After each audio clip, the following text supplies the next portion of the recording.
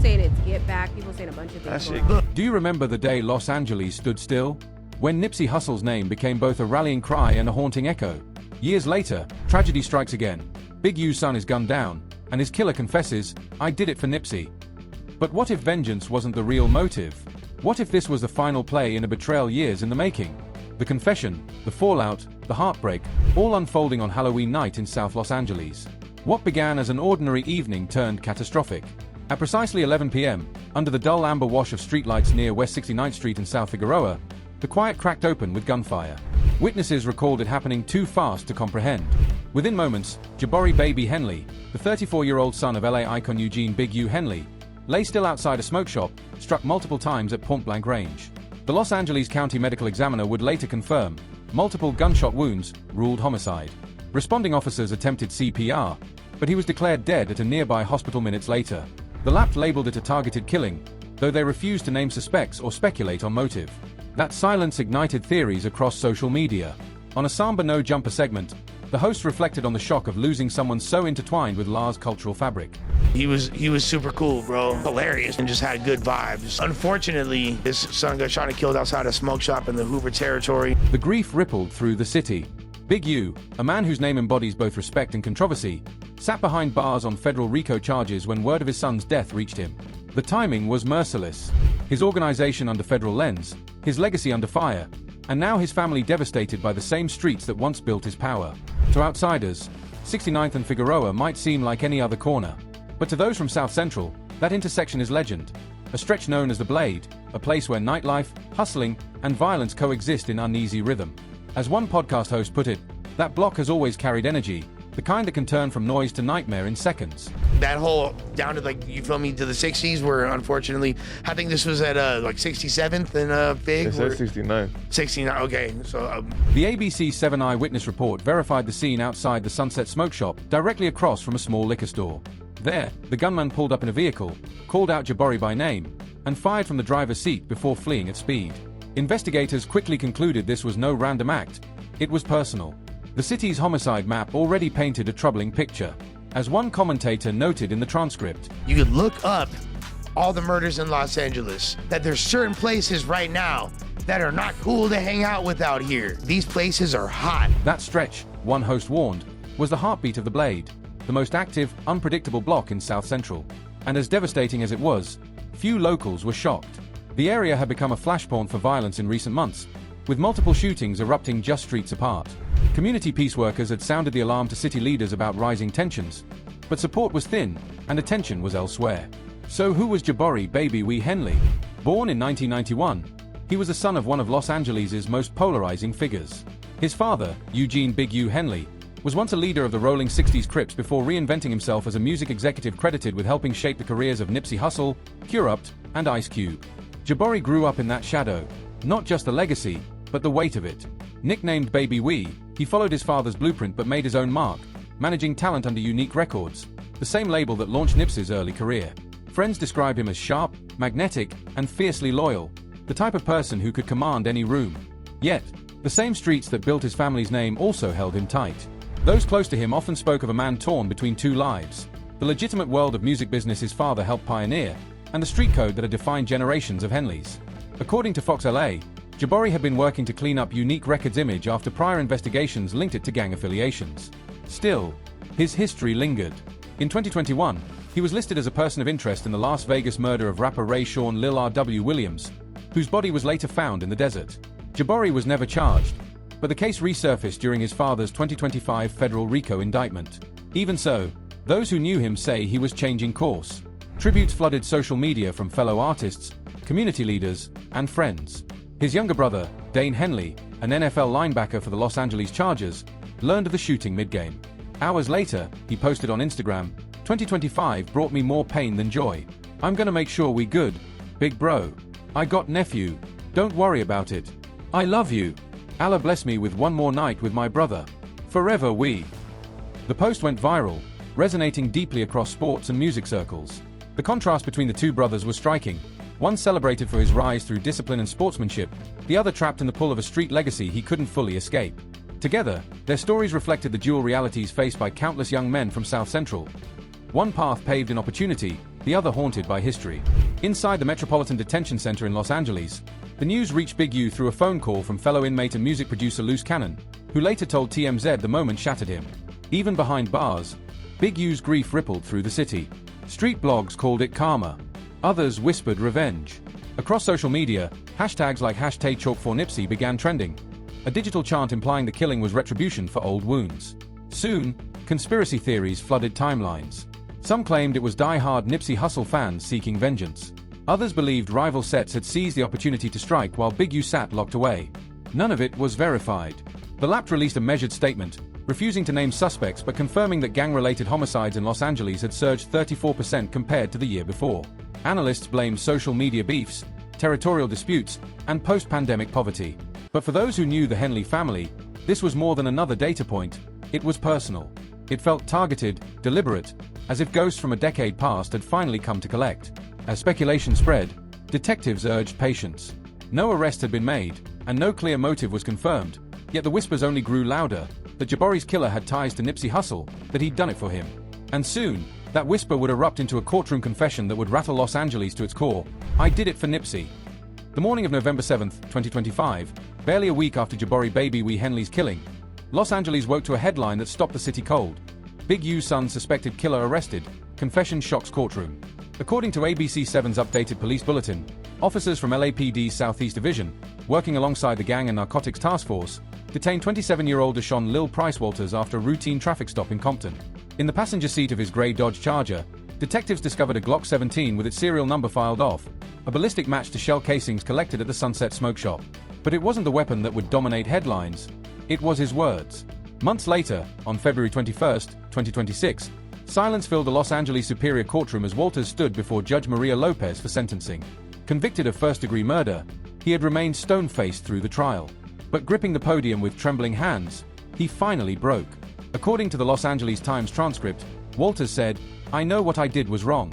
I know I took a life. And I know his family's hurting. But I need everyone to understand. I did it for Nipsey. Big U took someone we all loved, someone who repped for our block, someone who tried to lift us up. And his son carried that same name, that same energy. I thought I was serving justice. But now I see, I just became what I hated." The courtroom exploded in chaos. Family members of Jabari cried out in disbelief as emotions overtook the room. In the front row, Dane Henley lowered his head into his hands, overwhelmed. On the video monitor from the Metropolitan Detention Center, Big U sat motionless, his expression unreadable as the words echoed through the chamber. Court officers rushed to restore order while spectators on both sides began shouting over one another. Walters pressed on, his voice trembling but unbroken. "Nipsey meant everything to us," he said. "He wasn't just a rapper, he was hope. And when he died, we all blamed Big U.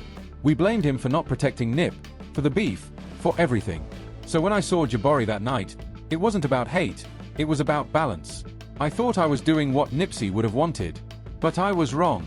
Nipsey never wanted this." Around the courtroom, some spectators wept openly while others shook their heads in disbelief. His confession exposed just how deep the online myth surrounding Nipsey Hussle's death had infected Los Angeles. For years, social media had been a breeding ground for unverified claims linking Big U to the tragedy, despite the conviction of Eric Holder and the absence of any credible evidence. During the trial, prosecutors portrayed Walters as a man consumed by obsession, documenting his slow descent into violence. Investigators uncovered a digital trail, hundreds of posts, comments, and late-night rants directed at Big U, each one dripping with anger and warped devotion to Nipsey's memory. Text messages later presented in court revealed group chats where Walters and his friends debated how someone should make Big U pay for what happened to Nip. Mental health experts testified that Walters had grown increasingly isolated, radicalized by online spaces that blurred rumor with reality. Hours of his days were spent consuming conspiracy videos about the rap world, gang politics, and betrayal, echo chambers that pushed him deeper into paranoia. By the time of the murder, prosecutors said, Walters' real-life connections had nearly vanished, replaced by online communities feeding his delusions. The state maintained he acted alone, driven by years of digital misinformation and the persistent street belief that Big U had somehow orchestrated or failed to prevent Nipsey's death, even after Holder's 2022 conviction proved otherwise. Posts bearing the hashtag #DoItForNipsey had circulated for years, fueling resentment and distrust. The prosecution's forensic psychologist, Dr. Ramona Martinez, described Walters as a textbook case of conspiratorial radicalization. In her testimony, she explained, "Mr. Walters didn't suddenly decide to kill. This was a slow, corrosive process. the result of constant exposure to narratives that painted Big U as the villain of Nipsey Hussle's story. Over time, those stories became his truth, and he felt morally obligated to act. When the verdict was read, Judge Maria Lopez sentenced Walters to 35 years to life, calling the murder a tragic manifestation of misinformation and misplaced loyalty. Her words echoed through the courtroom like the final note of a hard truth. She spoke with conviction. Nipsey Hussle stood for peace, for ownership, for uplifting his community. To use his name in the act of taking a life is the deepest violation of what he represented. You didn't honor his message. You dismantled it. You didn't elevate his legacy. You betrayed it. And in doing so, you stole another family's son, their brother, their future. Her voice, steady yet weighted with sorrow, cut through the silence. This court has witnessed tragedy before, she continued. But few acts have been this senseless. You ended an innocent life because of online whispers and street rumors. You shattered families because you believed fiction over truth. You turned a symbol of peace into your excuse for bloodshed. That isn't justice, Mr. Walters. That's murder, in its purest form. As officers escorted Walters from the stand, he paused, one last look over his shoulder. "I'm sorry," he said quietly. "To everyone. Especially Jabari's family. I was lost." It was a rare flash of remorse, far too late to undo the devastation. The room emptied slowly, leaving behind only echoes, the weight of grief, and haunting questions about how social media and street mythology had intertwined to produce such irreversible tragedy. To grasp how Jabari Henley's death became woven into Nipsey Hussle's story, we have to return to where it all began. Eugene Big U Henley was a commanding presence in South Los Angeles long before he became a power player in music. A prominent figure within the rolling 60s Crips, he was known for his influence and the fear it carried. But by the early 2000s, Big U began steering toward a new path, transforming street reputation into enterprise. He launched Unique Records, positioning it as a bridge between the neighborhood and legitimate business. His breakout success came through a young artist named Nipsey Hussle. Born Ermias Askedom in 1985, Nipsey was raised in the Crenshaw district, a world where hip-hop and gang life blurred into one. Even as a teenager, his lyrical ability was undeniable, but his access to the industry was limited. That's where Big U stepped in. According to Complex Magazine's in-depth retrospective, their connection began around 2005. Big U became both mentor and gatekeeper, introducing Nipsey to producers, securing studio sessions, and lending the kind of street validation that carried weight in Los Angeles. Their bond was transactional yet transformative. Nipsey gained opportunity and protection. Big U gained credibility and an artist who could legitimize his business ventures. By 2008, Nipsey had built a name through a string of successful mixtapes, standing on the edge of mainstream breakthrough. From the outside, their partnership looked like a model of mutual respect. Big U, the street general turned mentor. Nipsey, the student learning to balance music, business, and survival. In early interviews, Nipsey spoke with deep gratitude, crediting Big U with teaching him how to navigate both the boardroom and the block, two worlds that would ultimately shape his destiny. During these years, Big U and Nipsey were a constant presence together, at industry showcases, recording sessions, and roaming the streets of Crenshaw. Big U's influence acted as a protective shield, allowing Nipsey to navigate the music scene and cultivate his brand without fear. In turn, Nipsey's rising profile reflected favorably on Big U, suggesting that his shift from the streets to legitimate enterprise was authentic and effective. Their collaboration was seamless. Big U managed the business machinery while Nipsey poured his energy into the music. Those close to them describe a bond that transcended contracts and negotiations. Big U treated Nipsey almost like a son. Nipsey sought guidance on matters both professional and personal. Yet by 2010, tension began to creep in. Multiple sources point to disagreements over money, creative authority, and the trajectory of Nipsey's career. The turning point arrived in 2012 with what insiders now refer to as the parking lot incident. According to witness accounts and detailed online retrospectives, Nipsey and his brother Black Sam confronted Big U in a Crenshaw parking lot. The discussion escalated, with Nipsey demanding release from his obligations to Unique Records. Big U reportedly felt betrayed, years of mentorship and loyalty disregarded in a single confrontation. The split was no longer simply professional. It had become personal, philosophical, and deeply consequential. In interviews following the confrontation, Nipsey never leveled direct accusations, yet his message was unmistakable. He was breaking away from old structures. That parking lot encounter symbolized more than a contractual disagreement. It marked a fundamental philosophical shift. Nipsey sought full autonomy over his career and his life, while Big U felt a continuing claim rooted in years of support.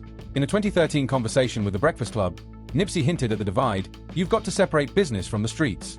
You can't bring both mentalities to the same table. That's when everything gets messy." Listeners interpreted the comment as a subtle critique of Big U, and the riff became widely known within Los Angeles hip-hop circles. Meanwhile, Big U quietly reshaped his image. He founded Developing Options, a non-profit aiming to curb gang violence by employing at-risk youth on city-funded projects. The organization later drew scrutiny for alleged misuse of federal grants and questionable connections to municipal contracts, as reported by the Los Angeles Sentinel. While Big U pursued community activism, Nipsey doubled down on independence. He launched All Money In, declined major label offers, and made headlines selling his Crenshaw mixtape for $100 a copy. A bold stunt that cemented his reputation as a trailblazer in self-determination and creative ownership. Big U, once the guiding force behind Nipsey, found himself sidelined as Nipsey rose to prominence, a figure admired both on the streets and in mainstream culture. The split was never entirely private. By 2016, murmurs surfaced suggesting that Nipsey's success carried an unseen toll, that he remained beholden to certain Crenshaw figures for protection and access. A number of YouTube documentaries and podcasts cited this alleged network of influence, often linking it directly to Big U. As Hot New Hip Hop reported, Big U's so-called check-in system for local rappers and athletes blurred the line between guidance and coercion. Out-of-town artists were rumored to have to secure clearance through Big U's channels to avoid trouble on Los Angeles sets. Several entertainers allegedly paid for safe passage through specific neighborhoods. While none of these claims were legally verified until Big U's 2025 RICO indictment, the perception became widely accepted. The indictment painted a portrait of a sophisticated web of intimidation and extortion, allegedly targeting everyone from local businesses to visiting celebrities. Yet publicly, Big U remained the reform figure, a former gang member turned community activist. He spoke at youth outreach programs, appeared on podcasts discussing gang intervention, and projected the image of someone who had successfully transitioned from the streets to legitimate enterprise. But the shadow of his past lingered, and his influence in certain neighborhoods never fully faded. By the late 2010s, Nipsey and Big U existed in parallel worlds within the same city. Nipsey conducted meetings with the mayor's office and city developers, discussing reinvestment and STEM initiatives. Big U continued managing artists and expanding gang intervention efforts, though questions about his methods remained. Outwardly, both downplayed their differences. Yet behind closed doors, mutual contacts revealed to hip-hop media that the rift never fully healed. The tension was subtle but omnipresent, an unspoken current running through Los Angeles hip-hop, known to all but rarely acknowledged. When Jabari Baby Henley was murdered on Halloween 2025, the seeds of speculation bore tragic fruit. Deshaun Walters' chilling confession, "I did it for Nipsey," did not emerge in a vacuum. It was nurtured over more than a decade of rumors, lyrics, podcast debates, and the blurry intersection of fact and folklore. Each story alleging Big U's complicity fed a narrative that ultimately drove a man to destroy another family's life, a stark reflection on legacy, loyalty, and the cost of influence. In the stark calculus of Los Angeles, revenge is never arbitrary. It's inherited, passed down like a shadow. A former associate told LA Weekly, the city turned them into symbols. Nipsey became the light. Big U became the shadow. You can't take one without the other lingering behind you. Today, murals of Nipsey still stretch along Crenshaw Boulevard. Children wear marathon hoodies without ever knowing who Big U was or the role he played in Nipsey's rise. But for those who lived it, the truth remains. The same loyalty that forged their bond also fractured it. Jabari's death extends beyond one family's heartbreak. It underscores the perilous power of narrative in the digital age, where conspiracy theories can take on lives of their own and manifest as real-world violence. Deshaun Walters didn't wake up one morning with a plan to kill Jabari Henley. He was radicalized over years of social media posts, YouTube videos, and street whispers, each painting Big U as the villain in Nipsey's story. What makes this case particularly chilling is how modern technology amplified and accelerated patterns of revenge that were once contained locally. In earlier eras, neighborhood disputes stayed local, known only to those directly involved. Social media shattered those boundaries. Conspiracies now travel globally in hours, reaching impressionable minds thousands of miles away. Street codes that once required face-to-face transmission now mutate and intensify with every share, repost, and retweet. Deshaun Walters had never met Nipsey Hussle. He had never met Big U. He had certainly never met Jabari Henley. Yet through the alchemy of social media, he felt intimately connected to all three, drawn into their story, compelled to act. This marks a fundamental transformation in how street justice operates in the 21st century. The reality, as always, is far more complex than any viral narrative can capture. Big U and Nipsey's relationship was built on mentorship, business, pride, and betrayal. Neither man was purely hero or villain. Both were products of a system that rarely allows clean breaks or second chances. In the streets, debts are never fully repaid, and loyalty is measured in blood. In one of his final interviews before Jabari's death, Big U told Drink Champs, if people knew what really happened, they'd know it was love. But love and pride don't mix well in the streets. That single line encapsulates a tragedy that began in 2008 and never truly ended. When Nipsey died, his marathon didn't stop. It merely changed runners. And when Jabari was killed, The finish line blurred into something unrecognizable. Los Angeles will never forget their names, yet the meaning behind them will always be debated. For some, Nipsey Hussle embodies liberation, entrepreneurship, and the possibility of breaking generational cycles. His marathon clothing line became more than a store. It was a symbol of black economic empowerment, a testament to what one man could achieve against the odds. His investments in STEM education charted a vision for the future, a blueprint for a community seeking opportunity. His music provided the soundtrack for ambition, resilience, and the pursuit of something greater. For others, Big U embodies the tangled reality of street power, the cost of loyalty, the difficulty of leaving the past behind, and the paradox of skills that ensure survival in one world but become liabilities in another. The same community that once lifted him up could also constrain him. For those who witness the heart of their conflict, both men reveal a harsh truth. Loyalty in the wrong hands becomes a weapon, protection can twist into control, and mentorship can morph into manipulation. In South Central Los Angeles, the boundary between love and violence has always been perilously thin. The pressing question now is whether the next generation will learn from these tragedies or repeat them. Will they embrace Nipsey's true legacy, economic empowerment, independence, and community investment, or remain ensnared by cycles of revenge and street justice? Will Big U's story be seen as one of complexity and transformation, or reduced to hashtags and conspiracy theories? These questions matter, because the cycle continues. Even as this story unfolds, young men across South Los Angeles are watching, absorbing lessons from what happened to Jabari Henley. Some will interpret it as a cautionary tale about conspiracy theories and misdirected loyalty. Others will see it as proof that old debts must be paid, that street justice is real, and that the sins of one generation fall on the next. Deshaun Walters now faces 35 years behind bars, years in which he will confront the consequences of his choices. He did not honor Nipsey. He did not deliver justice. He did not balance any scales. He simply added another name to Los Angeles' endless ledger of senseless violence and took a son from a father who, despite flaws, loved him deeply. As Nipsey's fans remind the city, the marathon continues. But toward what? Will it lead to more cycles of revenge, or toward the economic empowerment and community building that Nipsey championed? The answer will determine whether his death, and Jabari's death, carried meaning at all. In the end, 3 families have been shattered. The Askedams, who lost Hermas, the Henleys, who lost Jabari, and the Walters, whose son will spend most of his adult life behind bars. The streets claim them all, differently, for different reasons, yet the outcome is heartbreakingly the same. Mothers weeping, brothers mourning, children growing up without fathers. And somewhere in South Central, another young man watches. He observes, he reflects, he decides. The question remains, which lessons will he choose? Thanks for watching. Check out the other cards for more stories from the streets, the music, and the legacies that continue to shape Los Angeles.